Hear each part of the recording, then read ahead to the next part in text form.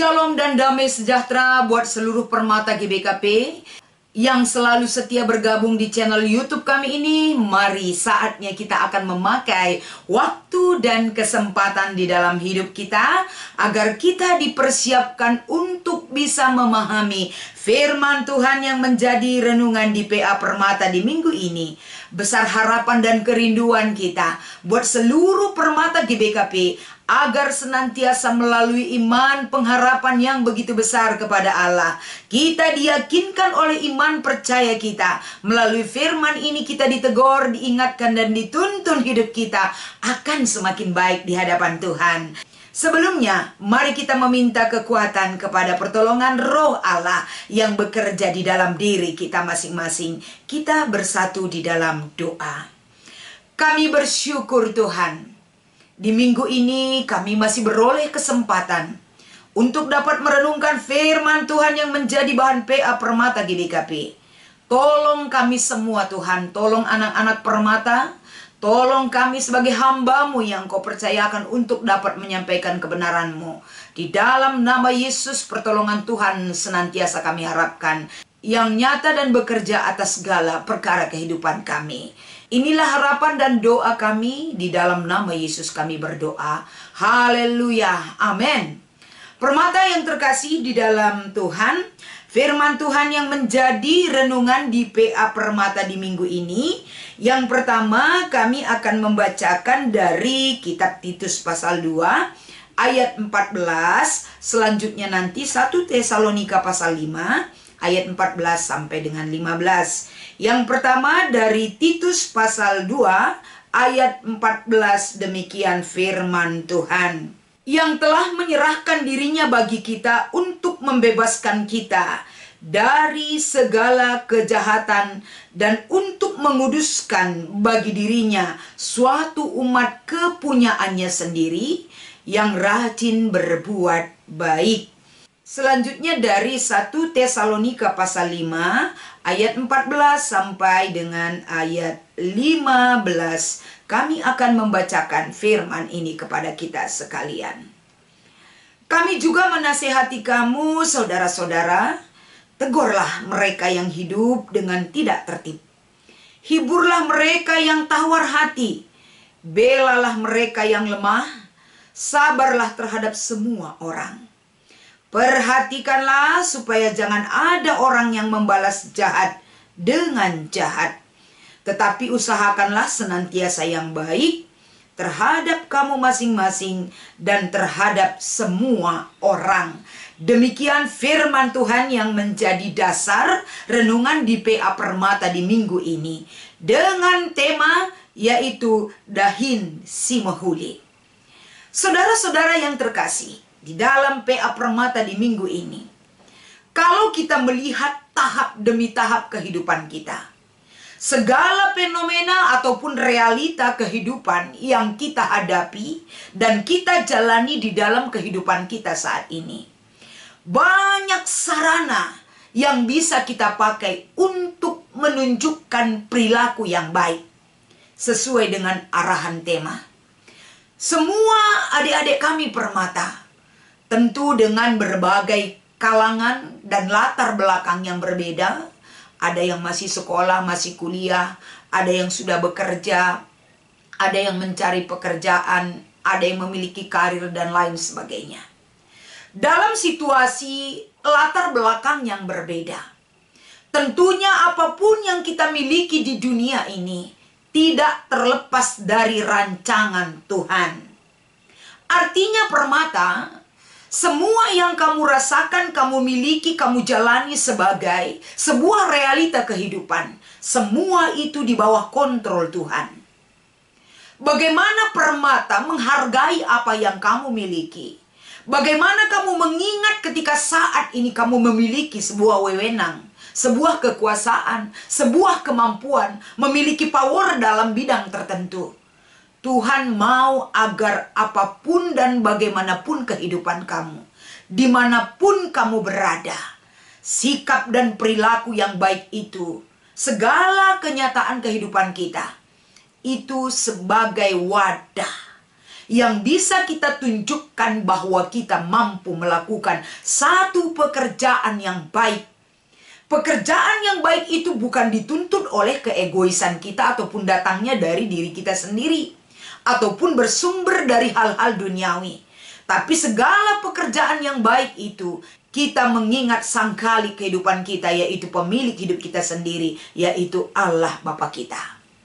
Saudara-saudara, pada kesempatan inilah mari kita melihat lebih dalam lagi agar mewujudkan pekerjaan yang baik. Dahin si mehuli yang harus permata realisasikan dalam hidupnya, yang harus permata nyatakan sebagai sikap hidup yang jelas sebagai surat Kristus di dalam segala kehidupan kamu. Mari kita melihat dari kitab Titus pasal 2 ayat 14.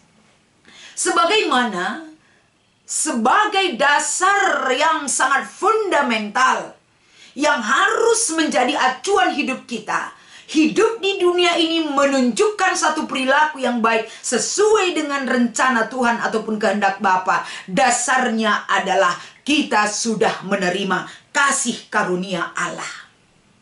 Kasih karunia Allah itu, saudara-saudaraku, itu berawal dari bagaimana Allah sendiri yang turun ke dunia ini, memberikan nyawanya, menyerahkan dirinya untuk saudara dan saya. Apa maksud ketika dia menyerahkan dirinya bagi kita? Melalui jalan yang harus dia jalani untuk melewati kehidupan-kehidupan yang begitu berat secara manusiawi.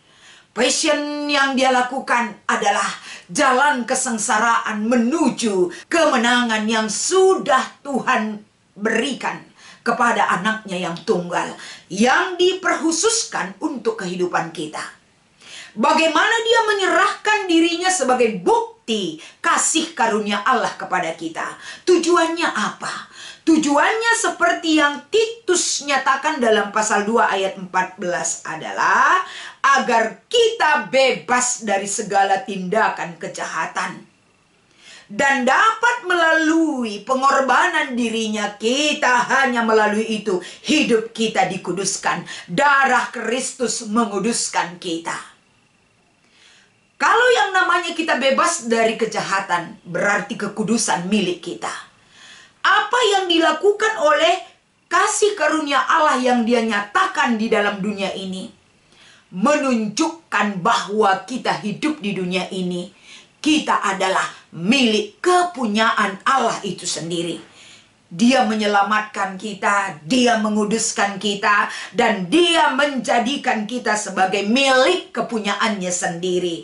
Dan kita dituntut untuk dapat melakukan segala tindakan rajin berbuat baik. Itu adalah kehidupan orang yang sudah menerima kasih karunia Allah. Saudara-saudaraku, ketika kita imani dan kita respon firman Tuhan Titus pasal 2 ayat 14, sungguh dalam dan berharga nilai kita di mata Tuhan. Bagaimana kita ditebus dengan kasih karunia, dengan darah Kristus yang begitu mahal. Kita dilayakkan sebagai anak-anak Tuhan. Hai permata GBKP, ingat diri kamu sangat berharga dan mahal di mata Tuhan. Kamu ditebus bukan dengan barang fana, tapi kamu ditebus dengan nyawa Kristus yang begitu mahal dan berharga bagi kehidupan kita. Kalau demikian adanya, bagaimana kita merespon daripada kasih karunia Allah yang dia serahkan untuk kita? Dia ada bagi kita.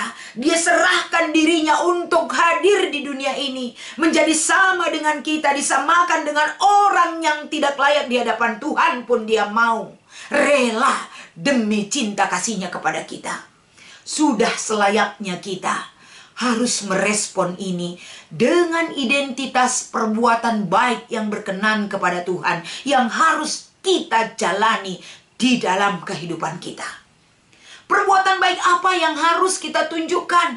Mari kita melihat nasihat-nasihat yang diberikan oleh Paulus kepada jemaat Tesalonika, yang diangkat dari 1 Tesalonika pasal 5 ayat 14 sampai dengan ayat 15. Hidup dan rajin dalam perbuatan yang baik.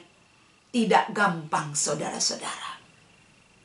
Tidak segampang mengucapkannya. Perbuatan baik standarisasinya bukan duniawi.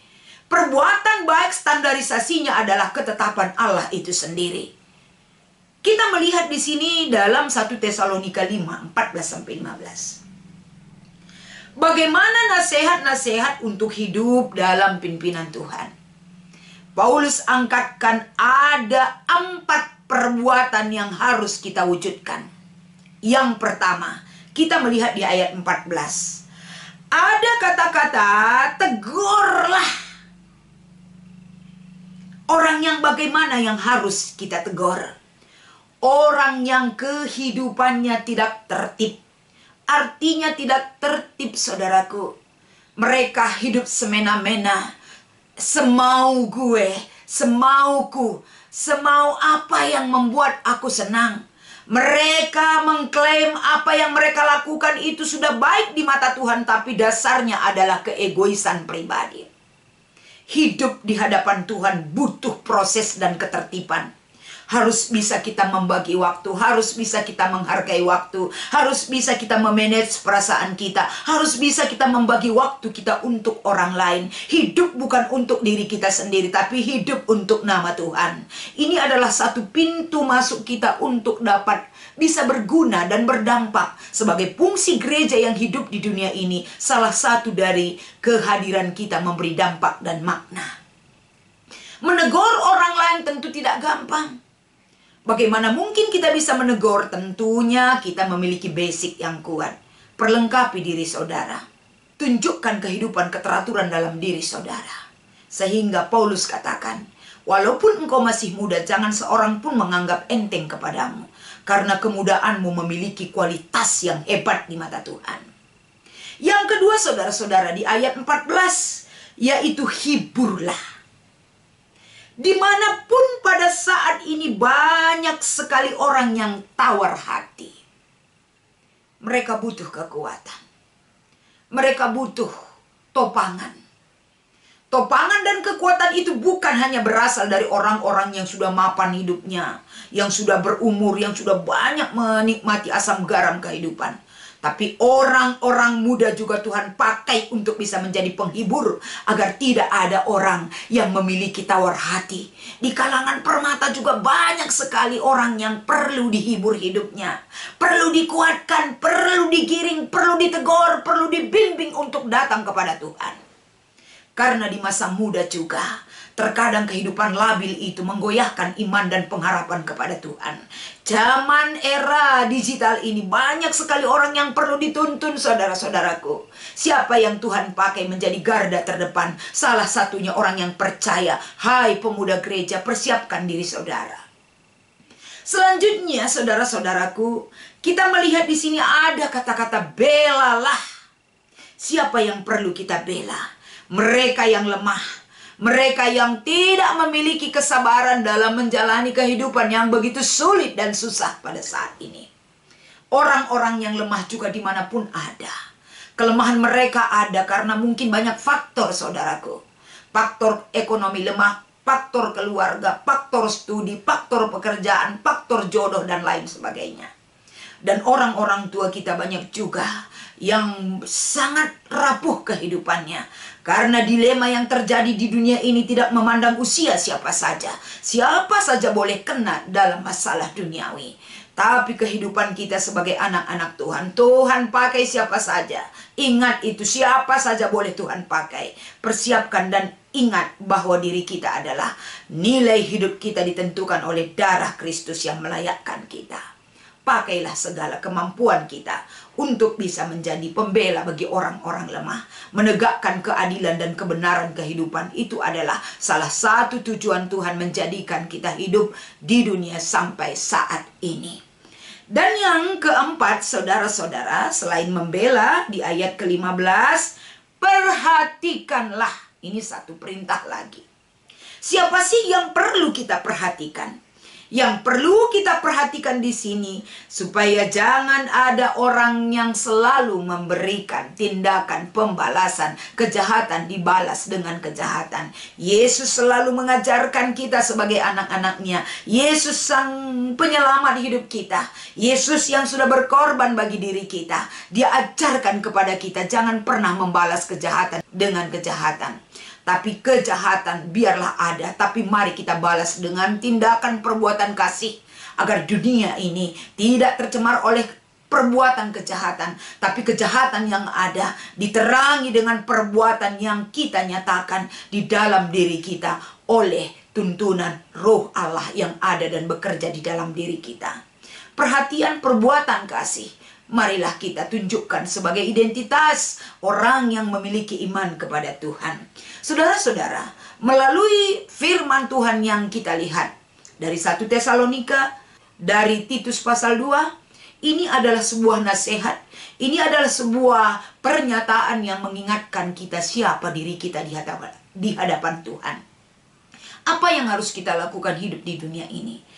Tema di PA Permata, Dahin Si Mahuli. Dahin Si Mahuli ini tunjukkan bukan hanya di kalangan permata, tapi ada di gereja kita, ada 5 kategorial. Ada Zaitun, Moria, Mamre, Permata, dan KAKR. Bagaimana sebagai tubuh Kristus itu kamu berdampak bagi mereka.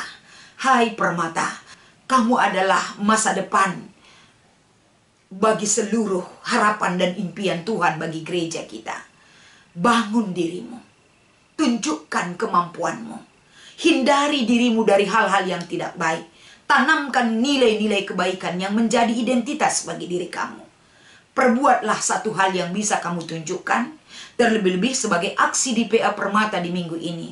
Bagaimana kamu bisa mengunjungi orang-orang tua kita yang sudah zaitun? Mereka sangat bangga dan sangat senang sekali jika mereka dikunjungi oleh cucu-cucunya, yaitu anak-anak Permata. Mereka senang sekali karena orang-orang tua kita, cucunya itu, anaknya itu adalah kebanggaan yang sangat menyenangkan bagi hidup mereka. Tunjukkan aksimu dimanapun kamu berada. Pedulilah kepada orang-orang yang sudah lemah. Zaitun termasuk orang-orang yang membutuhkan keturunan.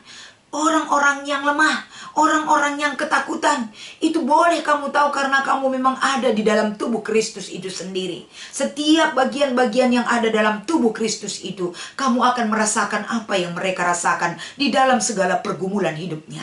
Tunjukkan pesonamu Permata, mampukan dirimu, yakinkan imanmu, tunjukkan harapanmu yang kuat dalam pertolongan Tuhan.